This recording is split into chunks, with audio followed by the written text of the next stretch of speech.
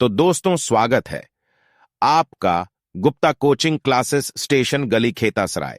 ये इस वीडियो में लेकर आया हूँ। फ्रेंड्स, मैंने आपके लिए सभी क्वेश्चन सिलेक्टेड और इंपॉर्टेंट लिए हैं। अगर आप किसी भी एग्जाम की तैयारी कर रहे हो, ये वीडियो आपके लिए काफ़ी ज़्यादा यूजफुल रहने वाला है। फ्रेंड्स, साइंस में से हर एग्जाम में सबसे ज़्यादा क्वेश्चन पूछे जाते हैं।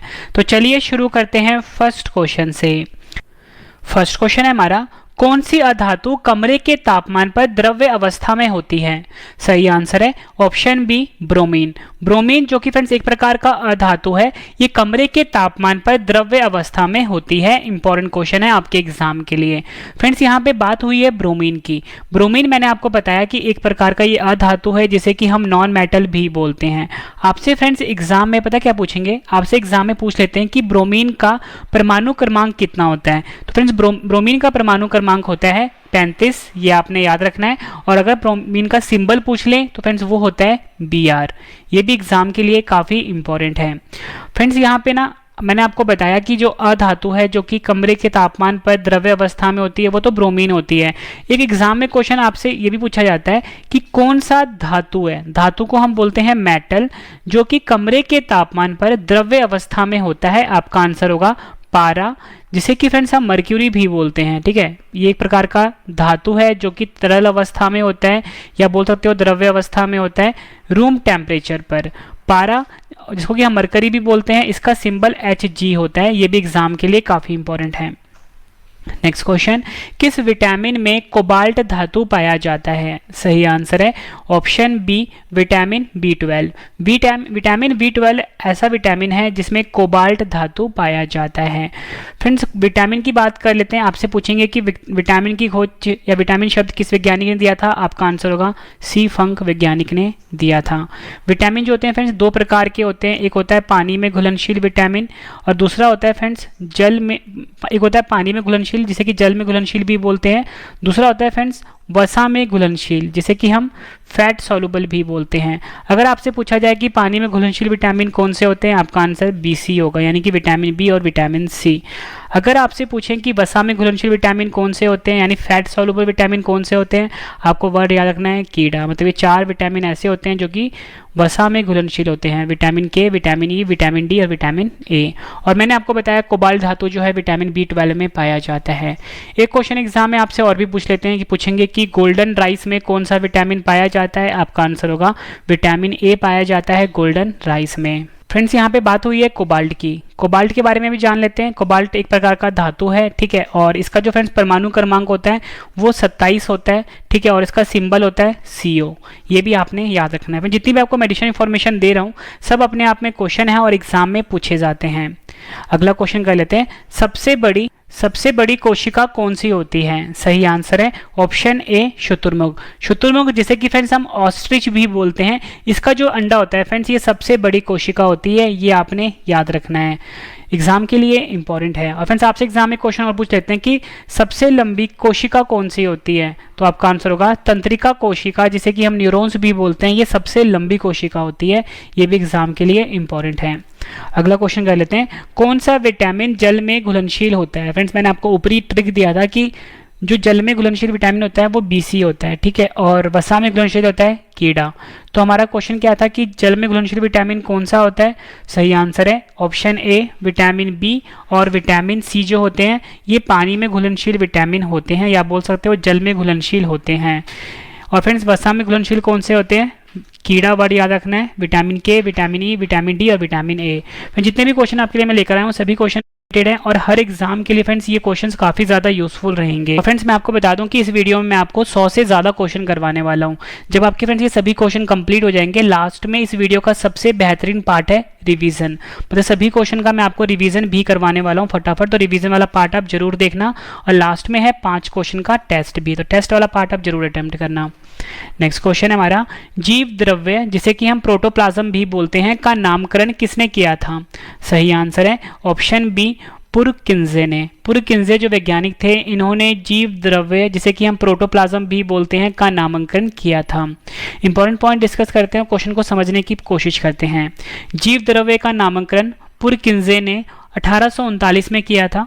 कोशिका के कोशिका झिल्ली के अंदर संपूर्ण पदार्थों को जीव द्रव्य यानी कि प्रोटोप्लाज्म कहते हैं। एग्जाम के लिए इंपॉर्टेंट है। नेक्स्ट क्वेश्चन है हमारा, कोशिका झिल्ली किस प्रकार की झिल्ली है? सही आंसर है ऑप्शन ए अर्धपारगम्य। अर्धपारगम्य जो है ये कोशिका झिल्ली की एक प्रकार की झिल्ली है, ये आपने याद रखना है। कोशिका झिल्ली एक अर्धपारगम्य सजीव झिल्ली है जो प्रत्येक सजीव कोशिका के जीव द्रव्य को घेर कर रखती है। कुछ करी थी। और फ्रेंड्स अगर आपसे एग्जाम में ये पूछ लें कि कोशिका सिद्धांत को किसने दिया था, तो आपका आंसर होगा स्लाइडेन और श्वान वैज्ञानिक ने। ये भी एग्जाम में पूछा गया क्वेश्चन है। नेक्स्ट क्वेश्चन, प्रोटीन की फैक्ट्री किसे कहा जाता है? सही आंसर है इसका ऑप्शन ए राइबोसोम। राइबोसोम जो होता है फ्रेंड, इसे प्रोटीन की फैक्ट्री कहा जाता है। अगला क्वेश्चन है हमारा, कोशिका की सबसे बाहरी दीवार का नाम बताएं। सही आंसर है ऑप्शन ए प्लाज्मा झिल्ली। प्लाज्मा झिल्ली जो है ये कोशिका की सबसे बाहरी दीवार को कहते हैं। नेक्स्ट क्वेश्चन, कोशिका की आत्मघाती थैली किसे कहा जाता है? सही आंसर है ऑप्शन डी लाइसोसोम। लाइसोसोम जो होता है इसे कोशिका की आत्मघाती थैली कहा जाता है। एग्जाम के लिए ये भी इंपॉर्टेंट क्वेश्चन है। नेक्स्ट क्वेश्चन है हमारा, मानव शरीर में रक्त शुद्धिकरण कौन करता है? सही आंसर है ऑप्शन ए किडनी, जिसे कि हम वृक्क भी बोलते हैं। ये मानव शरीर में रक्त शुद्धिकरण करता है। एग्जाम के लिए इंपॉर्टेंट है। इंपॉर्टेंट पॉइंट डिस्कस कर लेते हैं। आपसे एग्जाम में पूछेंगे कि जो किडनी के अंदर जो पथरी बनती है उसका रासायनिक नाम क्या होता है? आपका आंसर होगा कैल्शियम ऑक्सेलेट। ये भी आपने याद रखना है। आपसे पूछेंगे किडनी की इकाई को क्या कहते हैं? आपका आंसर होगा नेफ्रॉन कहते हैं। आपसे पूछेंगे किडनी, वृक्क या गुर्दे, तीनों एक ही चीज होती है, का अध्ययन को क्या कहा जाता है? आपका आंसर होगा नेफ्रोलॉजी। फिर जितनी भी आपको मैं एडिशनल इन्फॉर्मेशन दे रहा हूँ सब आप किसी कॉपी में नोट कर लीजिए, सभी एग्जाम के लिए काफी ज्यादा इंपॉर्टेंट हैं। नेक्स्ट क्वेश्चन कर लेते हैं, कोशिका की ऊर्जा मुद्रा किसे कहते हैं? सही आंसर इसका ऑप्शन ए एटीपी। एटीपी को कोशिका की ऊर्जा मुद्रा कहा जाता है। एग्जाम के लिए ये भी इंपॉर्टेंट क्वेश्चन है। फ्रेंड्स यहाँ पे बात हुई है एटीपी की। सबसे पहले मैं आपको एटीपी का ना फुल फॉर्म बता देता हूँ। ये होता है एडिनोसाइन ट्राइफॉस्फेट। ये तो एटीपी का फुल फॉर्म होता है। और मैंने आपको बताया कि कोशिका की ऊर्जा मुद्रा एटीपी को कहते हैं। ठीक है। और आपसे फ्रेंड्स अगर ये पूछ लें कि पावर हाउस ऑफ सेल किसे बोलते हैं, यानी कि कोशिका का ऊर्जा घर किसे बोलते हैं या गृह किसे बोलते हैं, तो आपका आंसर होगा माइटोकॉन्ड्रिया। ठीक है, ये भी आपने याद रखना है। फ्रेंड्स ये हमारा क्वेश्चन ही है, पावर हाउस ऑफ सेल किसे कहते हैं? माइटोकॉन्ड्रिया। ठीक है, ये भी एग्जाम में कई बार पूछा गया क्वेश्चन है। और आपसे पूछेंगे कि माइटोकॉन्ड्रिया की खोज किसने करी थी? आपका आंसर होगा अल्टमैन ने करी थी माइटोकॉन्ड्रिया की खोज। अगला क्वेश्चन है हमारा, कवक वह शैवाल का सहजीवी क्या कहलाता है? सही आंसर इसका ऑप्शन ए लाइकेन कहलाता है। कवक वह शैवाल का जो सहजीवी होता है उसे हम बोलते हैं लाइकन। एग्जाम के लिए काफी इंपॉर्टेंट है। फ्रेंड्स यहाँ पे जो कवक शब्द है इसको इंग्लिश में हम फंगस बोलते हैं। ठीक है, फंगस बोलते हैं। और फ्रेंड्स ये जो शैवाल है इसको हम एल्गिया बोलते हैं। ठीक है, ये एग्जाम में पूछा गया क्वेश्चन है, एल्गिया बोलते हैं। यहाँ पे लिख देता हूँ। ठीक है। और फ्रेंड्स मैंने क्वेश्चन करवाया कि कवक व शैवाल का जो सहजीवी होता है उसे हम लाइकन बोलते हैं। इंपॉर्टेंट पॉइंट डिस्कस कर लेते हैं। आपसे एग्जाम में पूछेंगे कि वह जीव कौन सा है जो वायु प्रदूषण को मॉनिटर करता है? आपका आंसर होगा लाइकेन। मोस्ट इंपॉर्टेंट क्वेश्चन है, हर साल एग्जाम में रिपीट होता है। आपसे पूछेंगे कवक अध्ययन के विज्ञान को क्या कहते हैं? आपका आंसर होगा कवक विज्ञान कहते हैं। एग्जाम इंग्लिश में बोलते हैं माइकोलॉजी। शैवाल के अध्ययन को क्या कहते हैं? आपका आंसर होगा फाइकोलॉजी। फिर जितनी आपको मेडिसिन इन्फॉर्मेशन दे रहा हूँ हर बार एग्जाम में पूछे जाते हैं और हर एग्जाम में रिपीट होते हैं ये। ठीक है, कवक के अध्ययन को हम कवक विज्ञान कहते हैं यानी माइकोलॉजी कहते हैं, और शैवाल के अध्ययन को हम फाइकोलॉजी कहते हैं। अगला क्वेश्चन कर लेते हैं, रैबीज के टीके की खोज किसने करी थी? सही आंसर इसका option B Louis Pasteur. Louis Pasteur जो वैज्ञानिक थे इन्होंने रैबीज की टीके की खोज करी थी। और फ्रेंड्स आपसे अगर एग्जाम में पूछें कि रैबीज किसके काटने से होता है, आपका आंसर होगा कुत्ते या बंदर के काटने से रैबीज की बीमारी होती है। अगला क्वेश्चन कर लेते हैं, पादपों की कोशिका भित्ति किसकी बनी होती है? सही आंसर है ऑप्शन ए सेल्यूलोज की। पादपों की जो कोशिका भित्ति होती है फ्रेंड्स ये सेल्यूलोज की बनी होती है। और फ्रेंड्स ये जो सेल्यूलोज शब्द है इसका सूत्र भी एग्जाम में पूछ लेते हैं फ्रेंड्स, वो होता है C6H10O5N। ठीक है, ये भी आपने याद रखना है। नेक्स्ट क्वेश्चन कर लेते हैं, ऊर्जा का 10% प्रवाह नियम किसने दिया था? सही आंसर इसका ऑप्शन ए लिंडमैन वैज्ञानिक ने। लिंडमैन जो वैज्ञानिक थे उन्होंने ऊर्जा का 10% प्रवाह नियम को दिया था। इंपॉर्टेंट पॉइंट डिस्कस करते हैं, इस क्वेश्चन को समझने की कोशिश करते हैं। दशांश जिसे कि हम 10% बोलते हैं का नियम लिंडमैन ने दिया था, जिसके अनुसार हर अगले स्तर पर ऊर्जा का क्षय होता है, अगले स्तर पर ऊर्जा का 10% ही पहुंचता है, शेष ऊष्मा के रूप में उपयोग हो जाता है। हीकल 1968 ईस्वी के अनुसार जीव विज्ञान की वह शाखा है जिसके अंतर्गत जीवधारियों और उनके वातावरण के पारस्परिक संबंधों का अध्ययन करते हैं, उसे हम पारिस्थितिकी यानी कि इकोलॉजी अर्थात वास स्थानों का अध्ययन कहते हैं। पारिस्थितिकी तंत्र शब्द जो है ये A.G. टांसले ने दिया था, ये भी आपने याद रखना। एग्जाम में पूछेंगे कि जो पारिस्थितिकी तंत्र है यानी कि इकोसिस्टम शब्दों से किसने दिया था, आपका आंसर होगा टांसले वैज्ञानिक ने। और फ्रेंड्स यहाँ पे जो 10% नियम था मैंने यहाँ पे आपको समझा दिया इस पैराग्राफ में। ठीक है फ्रेंड्स, यहाँ पे एक एक पॉइंट आपके लिए काफ़ी ज़्यादा इंपॉर्टेंट है। फ्रेंड्स मेरी कोशिश हमेशा ये रहती है कि अगर आपके लिए मैं कोई भी वीडियो लेकर आऊँ कंप्लीट लेकर आऊँ, और फ्रेंड्स मैं आपको बिल्कुल कम टाइम में पढ़ाता हूँ, मतलब कि कोई भी आपका मैं फालतू टाइम वेस्ट नहीं करता, बिल्कुल कम टाइम में आपको मैं ज़्यादा से ज़्यादा जानकारी देता हूँ अपनी हर वीडियो में। अगला क्वेश्चन है हमारा, ऐसा कौन सा जीव है जिनके आरबीसी में केंद्रक पाया जाता है? सही आंसर है इसका ऑप्शन सी उपयुक्त दोनों, लामा और ऊंट। लामा और ऊंट दो ऐसे जीव है फ्रेंड्स जिनके आरबीसी में केंद्रक पाया जाता है। फ्रेंड्स यहाँ पे ना बात हुई है आरबीसी की। आरबीसी का फुल फॉर्म होता है रेड ब्लड सेल, या आप बोल सकते हो रेड ब्लड कॉप्स्यूल। ठीक है, ये आरबीसी का फुल फॉर्म होता है। यहाँ पे फ्रेंड्स मैंने आरबीसी का फुल फॉर्म हिंदी में भी लिखा है, जिसका होता है मतलब लाल रक्त कोशिका, ठीक है, या लाल रक्त कणिकाएं। आपसे फ्रेंड्स एग्जाम में ना आरबीसी का जीवन काल पूछते हैं, वो होता है 120 दिन का।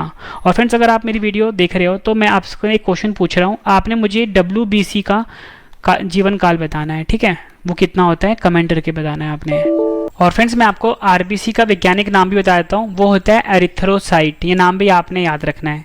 नेक्स्ट क्वेश्चन कर लेते हैं।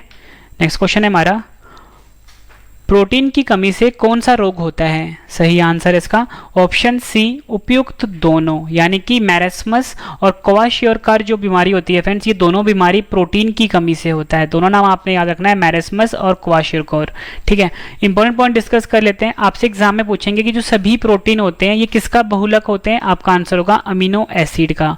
काफी बार एग्जाम में पूछा गया क्वेश्चन है। और आपसे अगर एग्जाम में ये पूछ लें कि प्रोटीन की खोज किसने की थी, आपका आंसर होगा मुल्डर और बर्जीलियस ने। इन दो वैज्ञानिकों ने प्रोटीन की खोज करी थी। नेक्स्ट क्वेश्चन कर लेते हैं, जहर देकर मारने की जांच के लिए शरीर का कौन सा अंग सबसे महत्वपूर्ण होता है? सही आंसर है ऑप्शन ए लीवर, जिसे कि हम यकृत और जिगर भी बोलते हैं। ये सबसे महत्वपूर्ण अंग होता है अगर किसी भी इंसान को जहर देकर मारा हो। ठीक है, ये आपने याद रखना है। फ्रेंड्स यहाँ पे ना बात हुई है लीवर के बारे में। ठीक है, अब लीवर के बारे में कुछ इंपॉर्टेंट क्वेश्चंस देख लेते हैं। मानव शरीर की सबसे बड़ी ग्रंथि कौन सी होती है? फ्रेंड्स आपका आंसर होगा लीवर जो होता है, जिसे कि हम यकृत और जिगर भी बोलते हैं, ये मानव शरीर की सबसे बड़ी ग्रंथि होती है। आपसे अगर पूछें कि मानव शरीर का प्रयोगशाला किसे कहते हैं? लीवर को ही कहते हैं। आपसे पूछेंगे पीलिया से शरीर का कौन सा अंग प्रभावित होता है? मोस्ट इंपॉर्टेंट क्वेश्चन है, आपका आंसर लीवर ही होगा, यानी कि यकृत होगा। आपसे पूछेंगे कि लीवर के यानी यकृत के अध्ययन को क्या कहते हैं? हेपेटोलॉजी कहते हैं। हर साल एग्जाम में रिपीट होता है क्वेश्चन ये। फ्रेंड्स के बाद जो रिवीजन वाला पार्ट है वो आप जरूर देखना। हमारा मनुष्य के लार में कौन सा एंजाइम पाया जाता है? आंसर है ऑप्शन सी उपयुक्त दोनों, टॉयलिन और एमाइलेज। टॉयलिन और एमाइलेज ऐसे दो एंजाइम होते हैं फ्रेंड्स जो मनुष्य के लार में यानी कि स्लाइवा में पाया जाता है। अगला क्वेश्चन कर लेते हैं, पेड़ पौधों में भोजन का संचय किस रूप में होता है? सही आंसर है ऑप्शन डी स्टार्च। पेड़ पौधों में भोजन का जो संचय होता है फ्रेंड्स वो स्टार्च के रूप में होता है, एग्जाम के लिए इंपॉर्टेंट है। और मनुष्य में भोजन का जो संचय होता है फ्रेंड्स ये ग्लाइकोजन के रूप में होता है।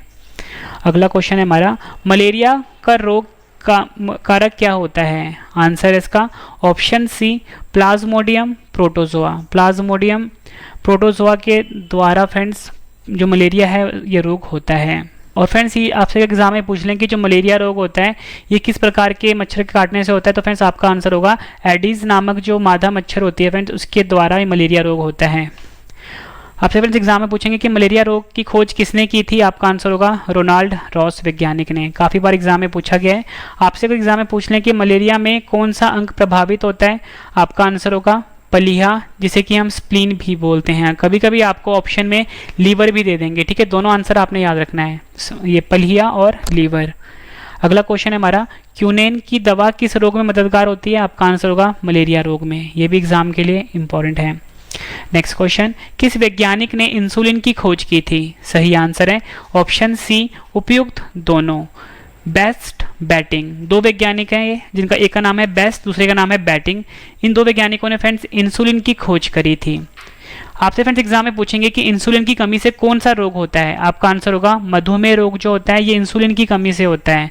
आपसे फ्रेंड्स एग्जाम में पूछेंगे मानव शरीर में इंसुलिन का निर्माण कहाँ पर होता है, आपका आंसर होगा अग्नाशय में होता है। अग्नाशय को हम पेनक्रियास भी बोलते हैं, ठीक है, यहाँ पर इंसुलिन का निर्माण होता है। फ्रेंड्स ये क्वेश्चन भी एग्जाम में कई बार रिपीट हो चुके हैं। जितने भी क्वेश्चन मैं आपके लेकर आया हूँ ये सभी क्वेश्चन हर एग्जाम में 50 से ज़्यादा बार रिपीट हो चुके हैं। सभी क्वेश्चन आपके एग्जाम के लिए काफ़ी ज़्यादा यूजफुल रहेंगे। फ्रेंड्स आपको मैं इतनी शॉर्ट ही देता हूँ, डायरेक्ट क्वेश्चन आपको आपके एग्जाम में देखने को मिलेंगे फ्रेंड्स हमारी वीडियो से। अगला क्वेश्चन है हमारा, स्फिग्मोमैनोमीटर का उपयोग कहाँ होता है? सही आंसर है ऑप्शन ए रक्तचाप मापने में। रक्तचाप मापने में बोल सकते हो, या बोल सकते हो ब्लड प्रेशर मापने में स्फिग्मोमैनोमीटर का उपयोग किया जाता है।